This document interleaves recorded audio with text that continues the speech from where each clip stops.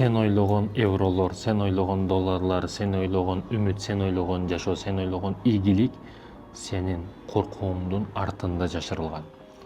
Качан коркууну жеңип өтпөсөң, өкүнүп өлүп кетесиң бул дүнүйдөн. Өкүн сени кыйнайт. Кылбай койгондон көрө кылып туруп өкүнгөнүң жакшы эмеспи? Макул окшобой калсын, бирок сен кылып көрдүңбү, туурабы? Кылып туруп өкүнүп көр. Ошондо мунун даамы башка болот. Биз Казакстанга, Алматыга биринчи парашюттан секиргени барганыбызда чындап коркуу эмес, чочуу сезими болду да менде. Коркуу кудайдан болот, бирок мен чочудум. Самолет мындап кетсе эмне болсо, кандай болсо деген маселелер келет ойго.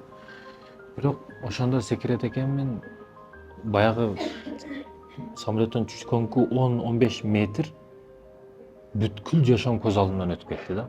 Бүткүл жашоом, ушуга чейинки жашаган өмүрүм бүт көз алдымдан өтүп кетти. Ушундай тездик менен өтүп кетти да.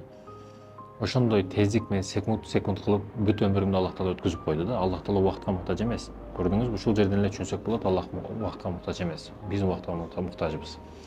Андан кийин ошол 10 секундтан 15 секундка 10-15 метрден ылдыйлагандан кийин Аллах Таала ушундай кооздукту жер жүзүнө ушундай сонун кылып көрсөтүп койду.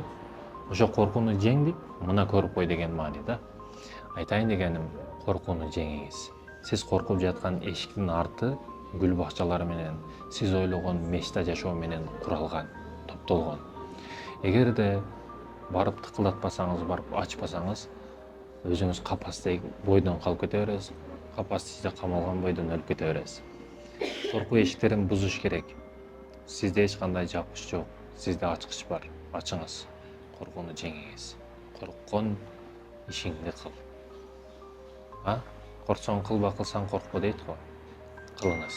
Сөзсүз түрдө кылыңыз. Корксоңуз дагы, кычалат болсоңуз дагы, эмне болсо дагы баары кылыңыз. Кылганга жетпейт бул дүнүйдө.